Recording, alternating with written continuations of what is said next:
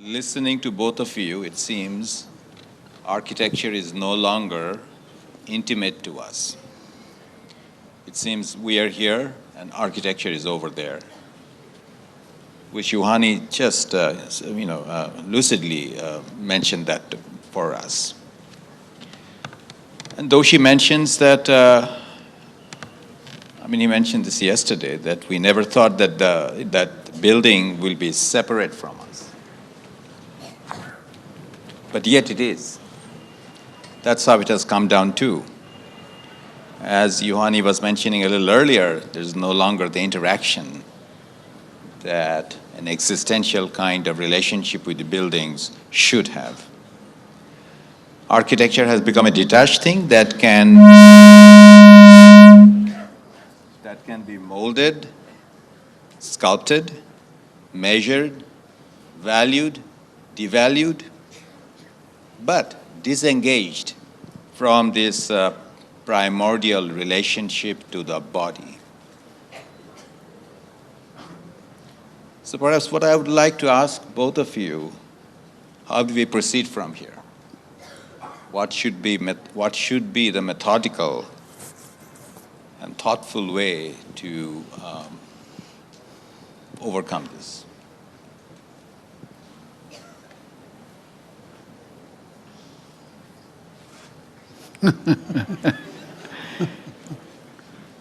I'm just wondering, where does rhythm come from?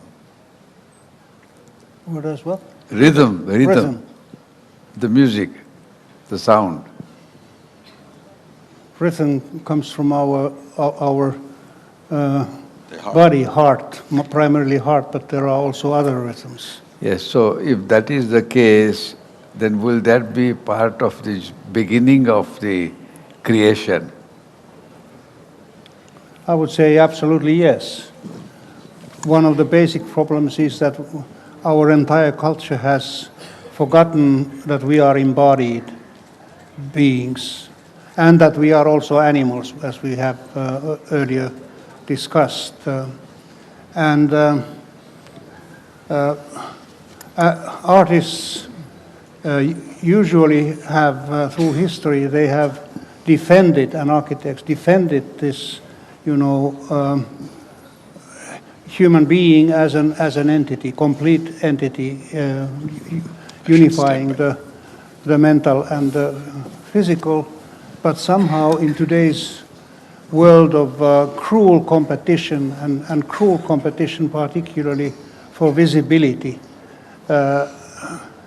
somehow artists and architects have stepped outside of themselves, and they work on art and architecture as it were a kind of a sensual or sensory game through which to, excite or allure viewers.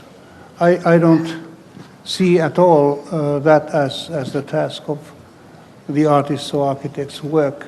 We visited today an extremely alluring work, that is the Parliament building. Yes. But it's on a completely different level.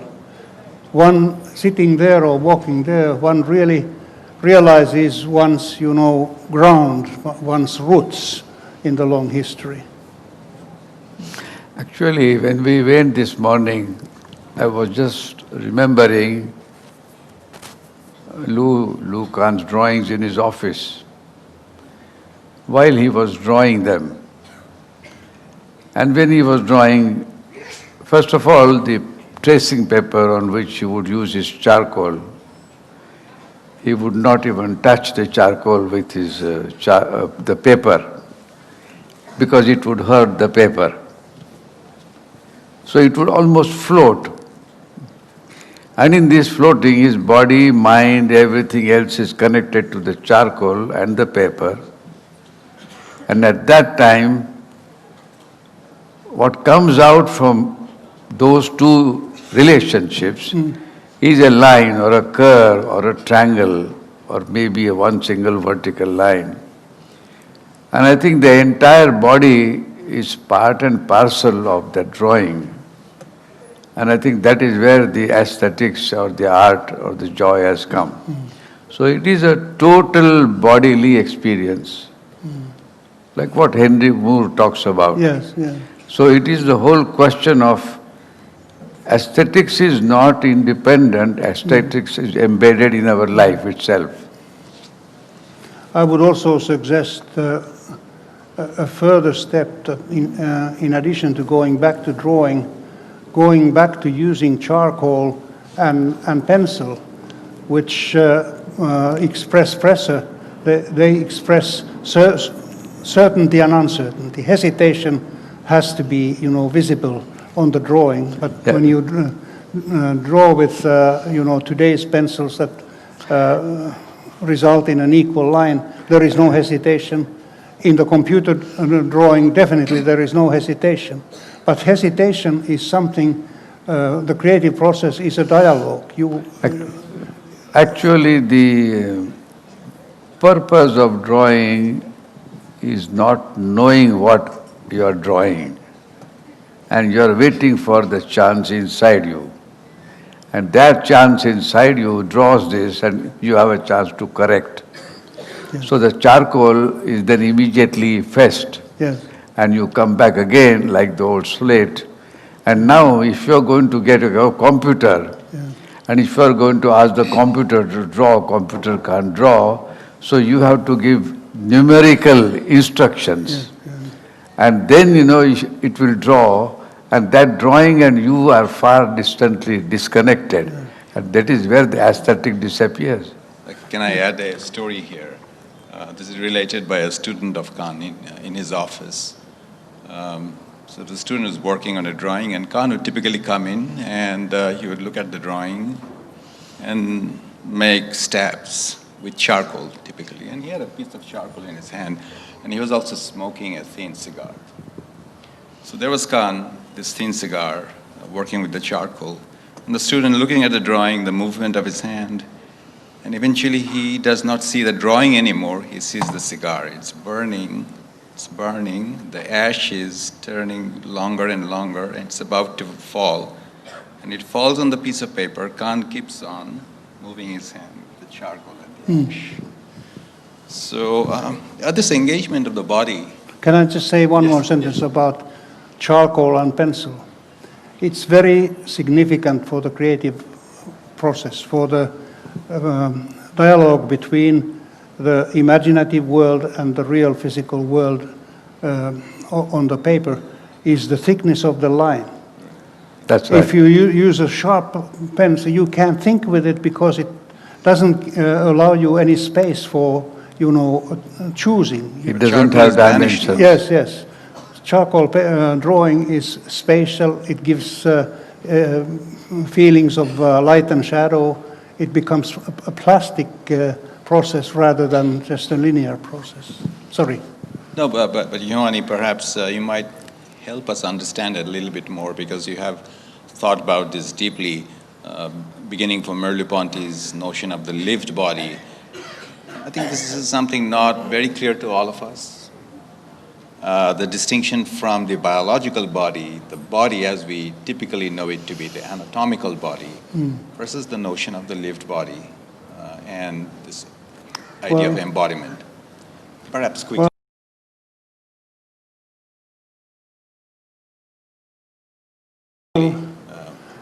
The lived body is the experience of our being in the world, which is a total experience, has mental and physical components. And then the idea that Merleau-Ponty suggested, the flesh of the world, which is such a beautiful notion and also so dramatic that we are part of this flesh of the world, which means the world is not alien to us. We are part of the same flesh.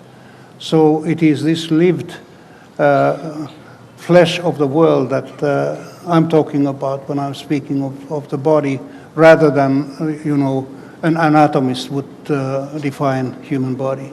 I think the anatomist would think of the body as a kind of independent, isolated body. Yes. While liveness would mean that I'm in a space always. Yes, and and there's I'm an part, interpenetration of the body and exactly, yeah, space. yeah. It's a dialogical concept.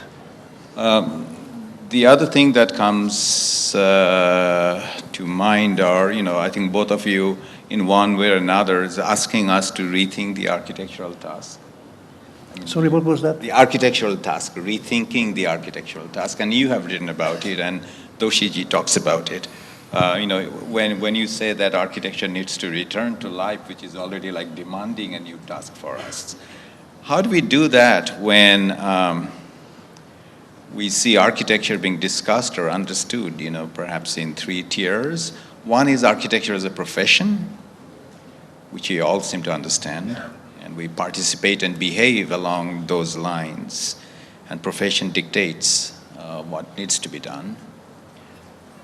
And a big sort of output of that is formalist productions, which you have talked about. And the second one, which I think about, is architecture as a discipline, a conversation that can happen not only within architecture, but beyond architecture. One is what you have just described, the work of artists, but not necessarily artists, writers, sociologists. Anybody in any discipline can actually talk about architecture, and we need to make that conversation with people beyond architecture. So architecture doesn't belong to architecture only. And the third is architecture is part of the life world. And it's beautifully mentioned today, choreography of life. And you mentioned yesterday, Doshiji, Corbusier, architecture is a way of life. So they're like, you need to help us understand in the audience that amongst the various ways we think about architecture, we talk about architecture, understand architecture, and that's how we behave in practice. Supposing we don't talk of architecture. That's right, you mentioned that. And we draw a square, or we draw lines, and then they are almost making some kind of a form, which is, let's say, a square, roughly. A child drawing the square, a musician drawing a square, a sculptor drawing a square, and a so-called architect drawing a square. I think, and a doctor drawing a square. I think each one is drawing that with some kind of image inside him. And I think we never talk about that image, but we talk about the product. Yes. And I think that process is not talked about. And I think the first thing in the architectural profession is, what is the creation from a dot to the space which has a configuration? Yes. Whether it is a circle or a square, what is it for? What does it do? I think if that is not understood, it cannot become the volume, and then it cannot be in full dimensions. So aesthetics and joy and creation comes from gradual flowering of that one dot into something which is one's mind, but before that mind there is some kind of a view or an imagination of something which is really glorious for the person who is drawing it. I am actually working on I have, together with an American professor in mathematics, initiated a project to make an exhibition on drawing, but drawing in the meaning of pulling out. How various, professionals from mathematicians, physicists, etc., even children, they pull out something from their mental world into this world, material world, through science and doodles and what have you. I have become interested in this second meaning of drawing, pulling out, and I think you were pointing to that direction. Yes. Well, we in English we use one word, architecture. It has its. I think we are talking about two abstraction. Yes. And finally, that abstraction has become an abstraction which is commercial. And I think that is where the difference starts.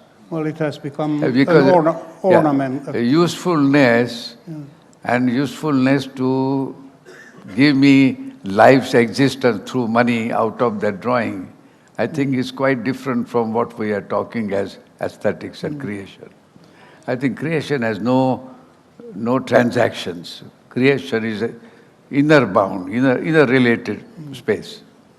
Yes, and the notion of abstraction is most often misused to understand something as being something from which emotion and meaning has been taken away. No, it's the opposite. It's the absolute condensation of meaning and emotion. I want to address something that you often talk about, the notion of the sacred. In designing the assembly complex, Khan struggled to define and set up a relationship between two entities, the assembly and the prayer hall. And the relationships, he worked on that for a number of years before he got to where it is right now. And he worked both with the shape and size of the two entities, we know that. But that's not quite the intriguing thing. I think what looking into the history of the project, what intrigued me, Khan described the mosque as a religious space and the assembly as the sacred space. Which, what I want to ask you is that, as you talk about the sacred, how must we think about it when modernity has trained us to be suspicious of that notion itself, if not the experience? And added to that, what's happening today as the clash of religions. So within those two contexts, the clash of religions and modernity's suspicion of the sacred. How should we go about thinking about it? Actually, it was interesting. I was in the office, in Khan's office, when this was going on. I happened to visit at that time. And the assembly is already drawn. Assembly is drawn, and assembly is drawn as the sacred place because it is the place where people are going to take a decision of a civilization in a long-term span. It's not something which is just a hall. It's a hall where debates would happen, but before the debate there is some kind of a connection of a sacred responsibility of a larger ecosystem, including the human beings. And I think that is what is supposed to be that assembly. People represent that and they are the representatives. So the chamber of the assembly becomes very sacred, as if it's a congregation of all the wise men around who are going to talk about what kind of life are you looking at and what is the glory of life. So when he was doing this, if you look at the geometry of the chamber, the main assembly building, it's quite rigorous. And then the whole question comes up is, what are the nature of the space between the walls, that is the open and the enclosure, and what is the wall and what is the other wall doing? So he was thinking about many dialogues. Today, I myself was surprised after seeing it 3-4 times in reality. But seeing the drawings very often there with model and all that, I never realized that he was talking about the flow all the time and a dialogue between a circle and a square or a curve or a straight line. And I think there is something called static and the dynamic. And that is something which was very important. And when you create an aperture into those, I think the dynamism not only changes, it begins to talk about beyond. So when we talk of sacred, when we talk about something, there are many, according to me, that's what I think, many inherent silent processes which happen into that kind of an element which has been, we call a building, and that building indirectly seeps us through us, as if you know that a little wind comes and it blows you through the room and suddenly you are awakened. So I think when you talk about the sacred, whether it is the temple or a mosque or an assembly building, over time when you sit there for a while, some kind of a flow is going to come there. So it's creating a sort of an indirect magnetic force which tells you what to do. But he makes a distinction between the sacred and the religious, not No, that we now have I'm to abide coming. by his Now I'm decisions. coming to the next one. So this is what the chamber was. When he was asked to do the mosque and it had to face the west, the problem was that the access changes slightly. And I remember he was struggling now that he has to put another building next to it, and what are the ways to put? And then he works out in such a way that there the cube gets completely cut off and you get openings in the cube's edges, which was not in the other place. In the other place, those circles, the openings are in a wall. Here the opening is made into a cube, so that means that the whole structure is now being opened up so that the air from all over can come inside. This is how I see that. I don't know. But what I know of him, it must be that why would he change his method of relating a circle or opening a wall or a curved wall, and now he breaks open the cube itself. And that is also to emphasize the angle. Because when you make an angle and when you make a cube which is rigid, it would be very conspicuous and not relate. So it's like somebody who is sleeping or child is sleeping and you move slightly. And I think that is what is very wonderful about that place, that it changes. And so when it's finished and when the sunlight comes, the room changes totally. I think that there are, in a way, two planning processes juxtaposed. When looking at the early sketches, they are like mandalas. The first level is, thinking about architecture as a true representation of the world, the mandala. Yes. And then in the second phase comes the functional aspects. Whereas we have been taught the other way, and usually we forget the metaphysical aspect completely. You see my point? Yes. Yes. The early, Kahn's early sketches are really fantastically mystical in the, geometric complexity, which deals with the, the other world of ideas. But is it possible to say that in the relationship, and it's a dialectical relationship between the assembly building and the prayer hall? Well, it's part of between No, the also it's part of that. there is the third element is the space between the walls, which you are not talking. Actually, the spaces between the walls are very, very important. And the way they penetrate, they go on your scale, I think they make the whole world completely different. So when we are talking about the sculpture, when you talk about the object, when does the object looks as if now it has come to rest? Yes. It has fulfilled its commitments. Yes, but what I mean is that in the early sketches, the spaces do not seem to have function yet. Yes. The definition comes later. The definition of these forms and geometries in the beginning is the metaphysical one.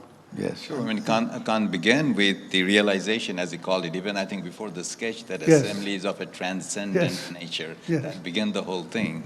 Right? Well, also at the same time, Juhani, you have written about, losses that has happened. And one loss is loss of enchantment. I don't know if it's kind of related to our, not quite loss, but the sort of suspicion of the sacred. Can that be also aligned with this loss of enchantment? Yes, I would even suggest another notion, loss of the erotic dimension in architecture. I think we like old towns and old architecture because it is so sensuous and sensual. It has a erotic component, and whereas modernity, particularly as it has, turned in our 2 or 3 last decades, it's totally unerotic. And I think the eroticism is part of, the life world and part of our relationship I- with the world. Is it not that from the spiritual, physical body to we have become a material body, so our mind doesn't think that way? Because slowly we are calculating. In a sensuous body, calculations don't come. I didn't understand now. Sensuous body, the physical body has many senses. Yes, yes, yes. And we smile and we talk and we Yes. celebrate and we love. Yes, A commercial mind will talk about transaction. yes, So there is a transaction and a relationship. yeah. And when you get into the material aspects of that transaction, it is completely beyond all these senses. Absolutely. And it is only return and supply. Yes. This was already the point of Erich Fromm in his book To Live or to Own, or to be or to have. And in the consumer society, we live through consumption and owning or possessing instead of living. And that's increasingly, disturbing everywhere. We talked earlier today about the offensive feeling at international airports nowadays, particularly if you have to wait there several hours. It's a lot like waiting in a shopping mall, which is a horrified thought for me. Sure, but then there was this Iranian man, Mehran Karim Nasiri. Yes, who had to live Yes. in Paris. In Paris, and that's the film based on his life. He lived there for 11 years. So, but he mentioned, the sort of the erotic relationship with the city. But perhaps we might want to discuss the city a little bit. And you have mentioned that, and we have always admired your work, not only the design of cities, housings, these large-scale projects, and the one you showed today, and which we all know very well, Aranya. It seems that the city is the biggest challenge now, not so much as the individual architecture. And we might have to recognize this, and especially for young aspiring architects, where should their obligations be in the next 5-10 years? The city is the big challenge, socially, ethically, ecologically. I feel that while architects may make stunning buildings, the city goes to hell. Yes. So there is this big sort of disjunction here, and how should we enter this issue? In the 60s and 70s, we have seen, especially in India, sort of great projects with sort of social implications. The state provided support. No, I for think that, first and of all, we should really ask question, how did the cities come into being? Because initially it is the people who made settlements. And many people made many settlements that make clusters. And then they were doing this for their own relationships and celebrations, transactions and whatnot. Now that issue we don't talk at all. We don't talk of city, of people, or citizens or life, but we talk of movement.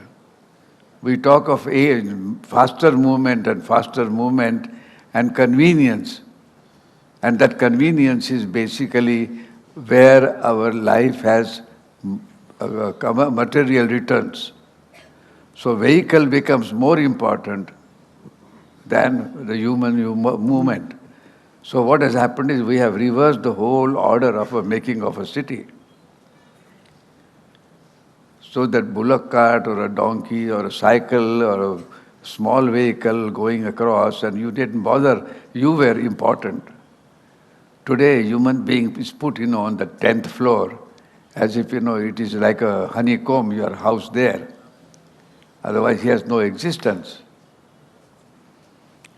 Yes, and another thing which has happened a long time ago, and somewhat unnoticeably, it is the unification or standardization of everything as opposite to differentiation.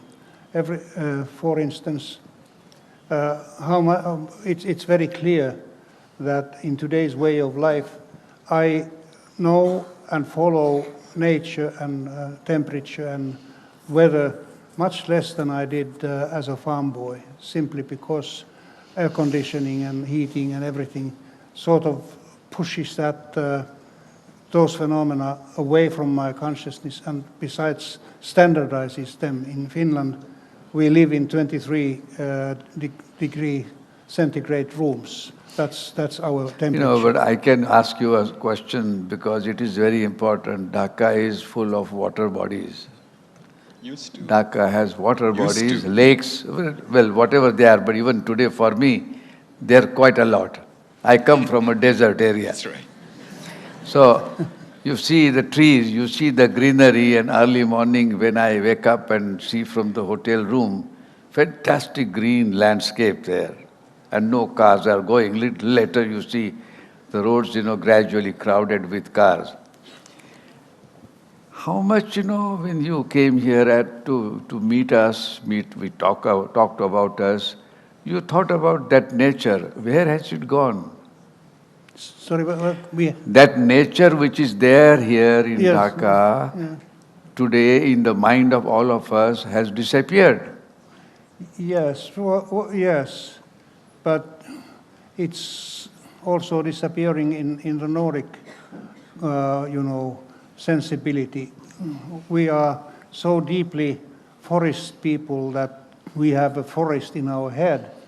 I have written several essays on forest architecture simply because I feel strongly, I would say I know, that our imagination has been formed by the forest condition, the spatial richness and the multi-sensory reality of the forest. But that is being also pushed away from our consciousness. So I think, it is the functionalization of things that is really to be blamed. I think it is prioritization of things. Pardon me? There is a greater priority of different things and not really life. Yes. For instance, Not what is there. I think we don't know what our assets are. We are talking about an external thing which has become our asset and our life and our value. For example, I came here some 15 or 18 years ago. There were not many flyovers or the going round and round, and you could walk through sometime. But before that, I'm sure that one could go and then you feel the rains coming in, floods coming in, and the flowers, birds, animals. Today you don't hear anything at all. You don't know. You are in a car, you have come by plane, you come in the car, you go to the hotel, it is air conditioned, you are back. You could be anywhere. It is not, Dhaka is only the airport and friends. Otherwise, Dhaka is not there.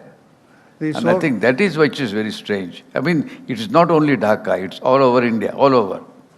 And that is the problem today. Our priorities completely shifted. I think the topic, that we are talking about, aesthetics and joy and creation, I think the cycle is completely reversed. What are we? So can we talk about decreation or restructuring things so that we can recreate? Yeah. Well, let me add one more comment on that, the former subject. In Finland, we love summer houses because we want to be back to the context of nature. And half the population has summer houses and saunas.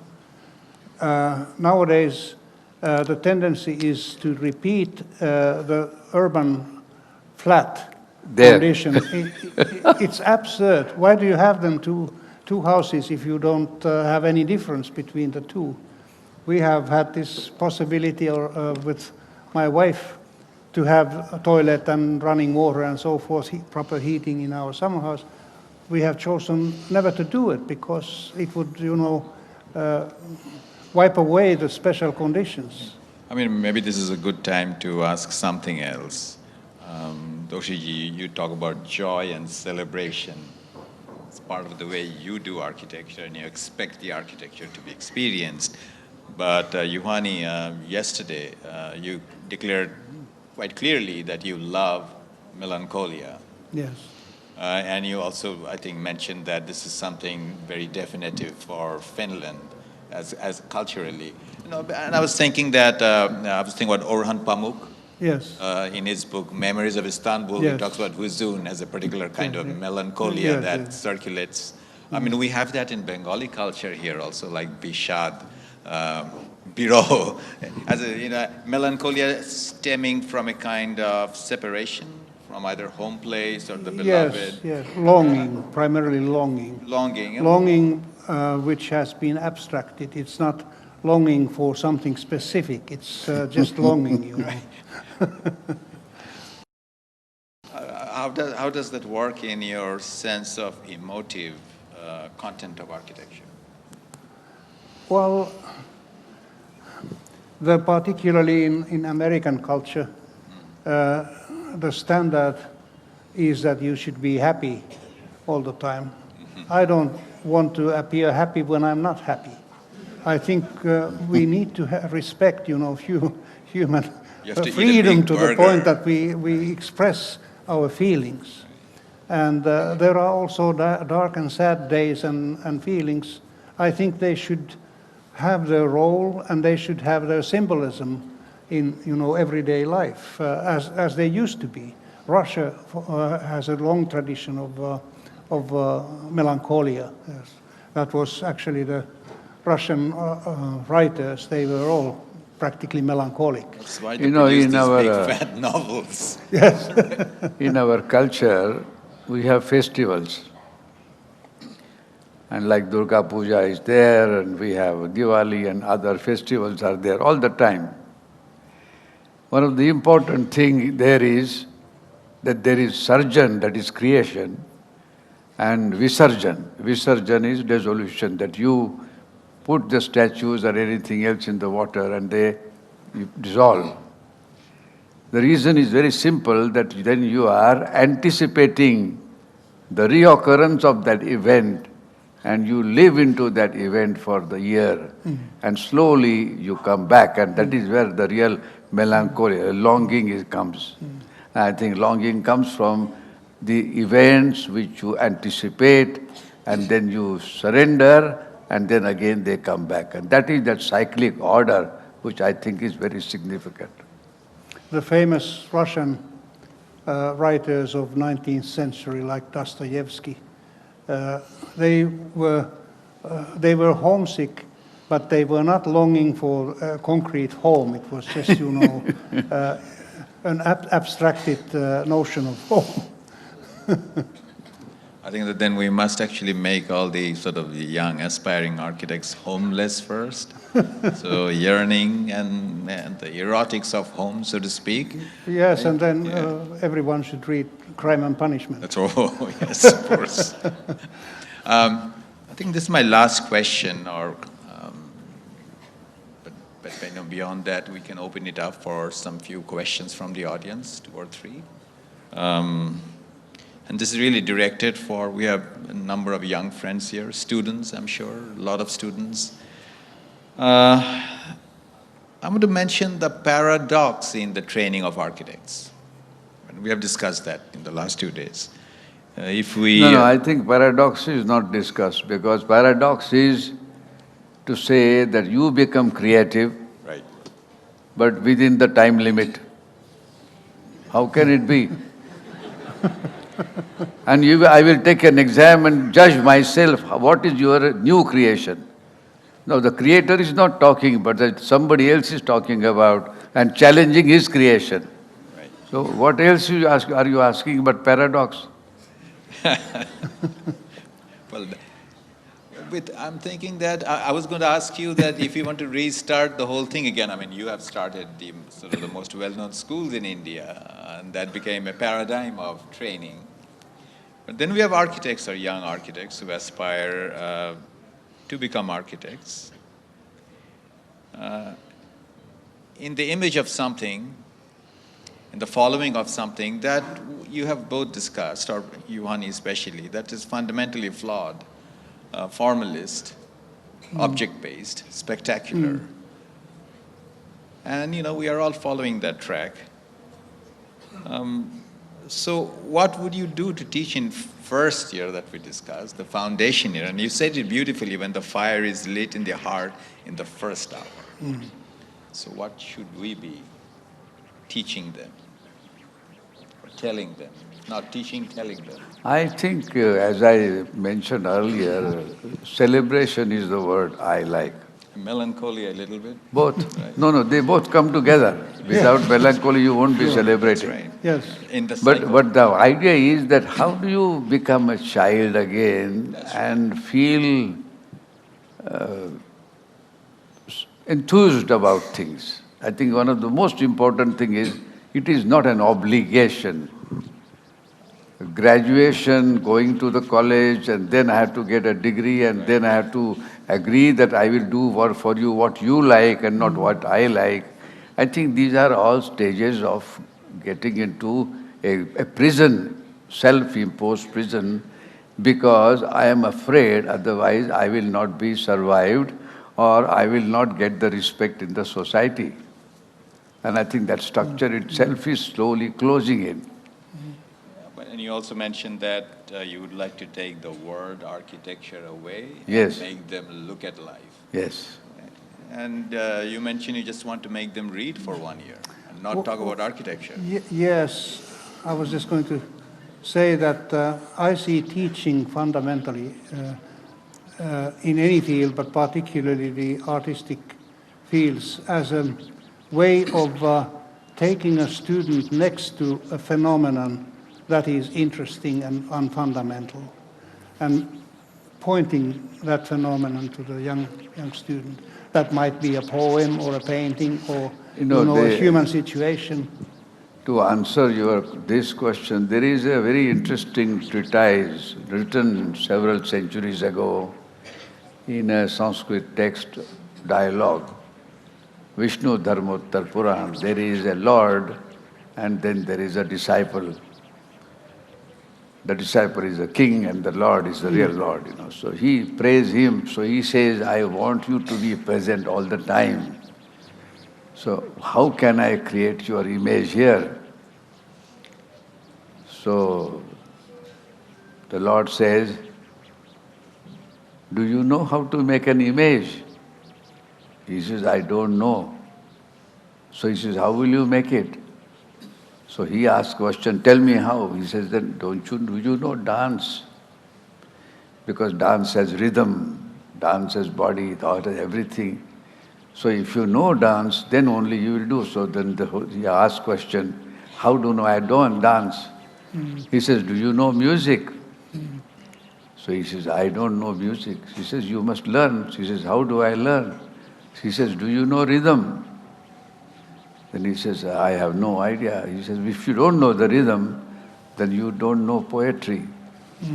So if you don't know poetry, you don't know the language. And if you don't know the language, you should learn the alphabets. So actually, a good training is continuous in a flow, sequentially done. The person can become what he wants to become. And I think that sequence is missing in the schools. So we might have to reinvent some of the terms. Instead of calling classes, sustainability or graphics, we might say rhythm. Yes. Another class, Joy 101, Melancholia 101. That's right, yes. I think we are offering this for the institute next semester. Well, one mistake I think in educational thinking nowadays is to try to make everything as quick and how would I say, pleasant, unproblematic as possible. And everybody's satisfied, that sort of a thing. No, learning is suffering. You have to suffer because the purpose of learning is to change yourself. And all changes are somehow painful. You have to read what Rilke says in his beautiful book, Letters to a Young Poet. Oh, that's a beautiful Yes. Well, okay. Well, first of all, I want to thank the Bengali Institute and also all of you here.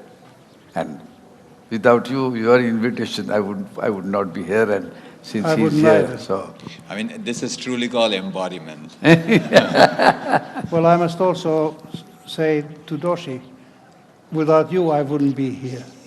wow. Well,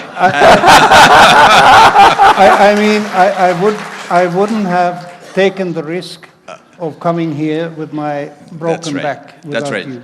Now So I have to nice. tell you this. You know, getting this Doshi ji and Palasma here was a long drawn task, and I have to say thank Marina for that. We played each other. We told the Doshi that Palasma may be coming, and we told Palasma that Doshi will definitely be coming.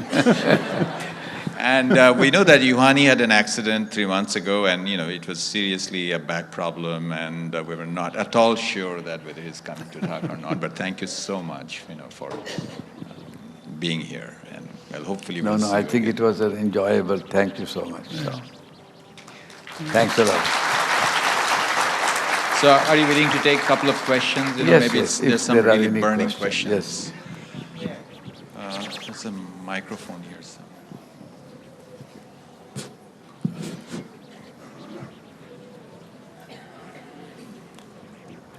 Uh, Thank you to everybody. I'm architect Durul Karim Nilu. Before I ask any question, I must thank these two icons, including my younger brother. He's also there. Yes. I have to thank him because without him, as you said, you couldn't be here. First of all, it was an excellent experience in my entire life. Hearing a lot of things that we never knew about architecture. But before that, I will ask you, both of you, to tell a very simple answer about uh, what our young generation will start thinking from today after listening a lot of important issues on architecture. Could you please tell us, for our students here, what they will start thinking from today? Well, first of all, they need to start thinking, I think.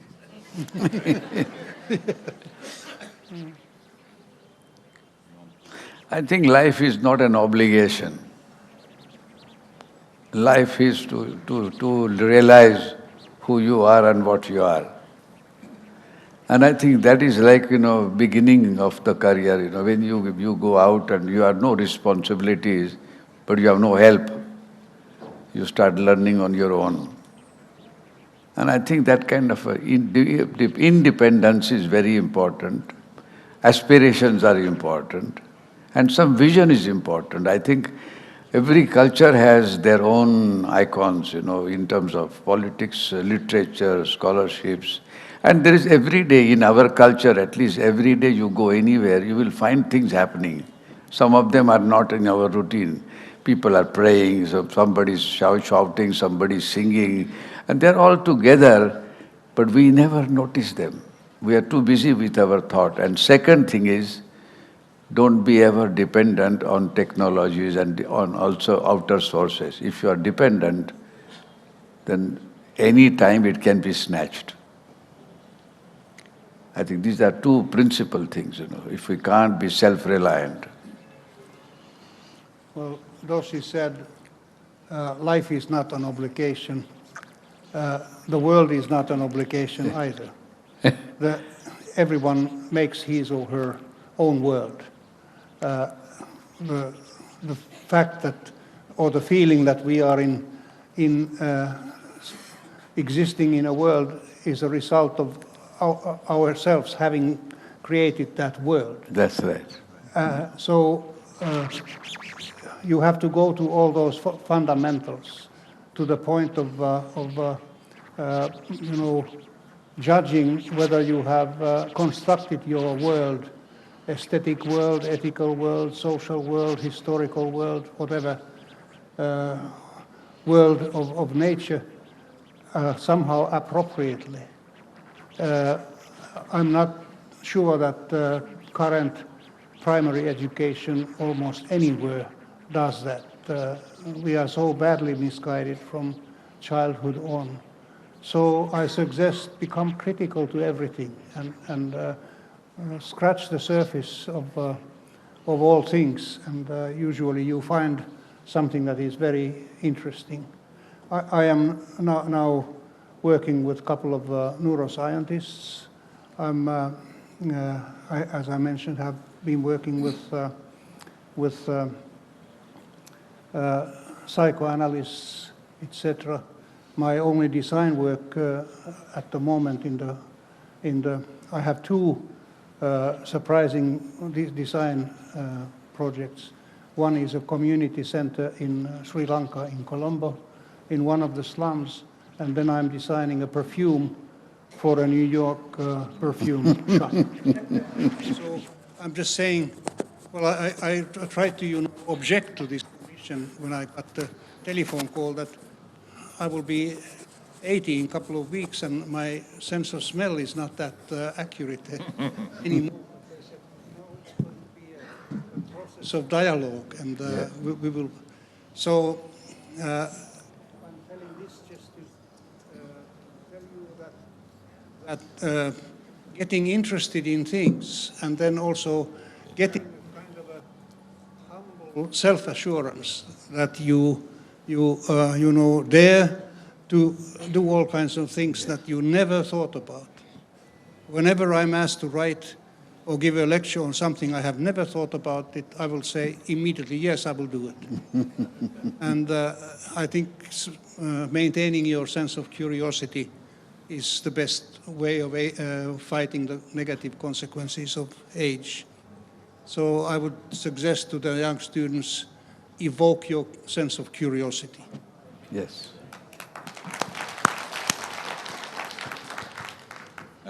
Anybody else? And you need to keep it short also, and if you want to ask in Bangla, that would be fine. I can help translate. Thank you. My question is for Juhani. What I understand about phenomenology is it's about lived experiences. So will an architect stop from doing what he hasn't done before? For example, if you are to task a fish market and you have never been to a fish market, so you don't know the phenomenological essence of that project, or to say build a home in Jupiter, which does not exist. So will an architect stop? I don't. This is what the society and clients believe today, is that expertise has some value in the creative world. I would almost say it has no value. This is what Joseph Brodsky, for instance, says. A craftsman does not collect expertise, but uncertainties. It's a beautiful thought, and I think it is rather the skill to tolerate uncertainty and not knowing in advance, but yet accepting the challenge, that is more important than believing that previous knowledge solves everything. For instance, I would, if I were a priest and commissioned a church, I would rather commission someone who has never thought of designed a church than someone who has done already several, because only the one who is looking at the issue for the first time can really understand what that thing is in essence.